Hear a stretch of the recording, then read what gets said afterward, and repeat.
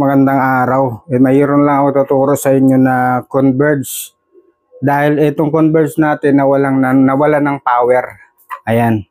Kaya nailabas namin itong mga lumang namin. Ito, gumagana naman. So, ang problema lang pala na ito mga paps, itong charger. Hindi na siya nagpa-power on kasi. Ito talaga yung gamit namin. Ito yung pinakauna naming Converge na pinakabit.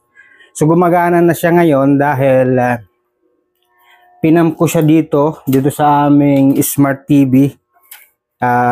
Nilagay ko siya dito. Parang karga lang siya. Ayan. Pag pinower on, may ilaw na. So, ang problema lang pala na ito mga paps, pag ganito na-encounter nyo, magpalit lang kayo ng ganito. Baka sobrang tagal na, naglo-lost connection, bumababa na yung voltahe na kinakarga niya. So, kung ito yung nagiging problema nyo sa inyong mga router, ganyan, nawawalan ng power, lalong-lalo na sa Converge, maghanap lang kayo ng mga ganitong charger. Yun lang magiging solusyon natin dyan. Magpalit lang kayo. Okay?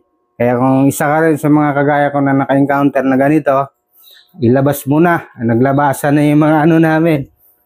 Yung pati mga lumang router, ayan, naglabas. Yun lang pala yung problema, yung adapter lang, yung charger lang. Sana makatulong mga